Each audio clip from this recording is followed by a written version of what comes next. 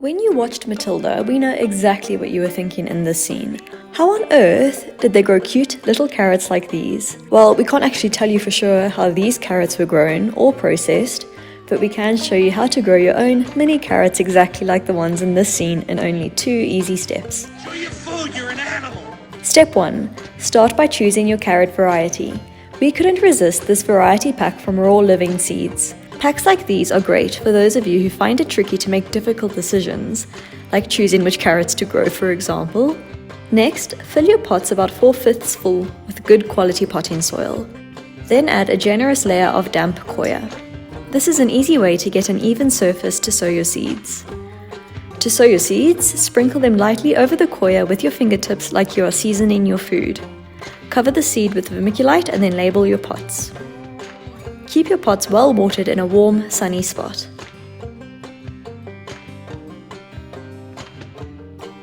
Before we get to the rest of the video, if you are finding this tutorial helpful, then subscribe to our channel. Here at Epic Veg, we share videos packed full of tips and tricks to get the most out of your plants. We also share free ebooks and infographics with every video, so you can build a collection of veggie guides. Your infographic for this video is linked in the description. And now for step 2, which is basically just harvesting your carrots. After just a few weeks, your mini carrots can be harvested. Because we used a small pot and sowed the seed quite densely, the carrots stayed small and compact. These baby carrots are great for snacks and don't need to be chopped up too much if you want to cook them. An optional extra step for those of you who like your carrots a bit bigger is to thin the carrots from the small pots and transplant them to larger pots.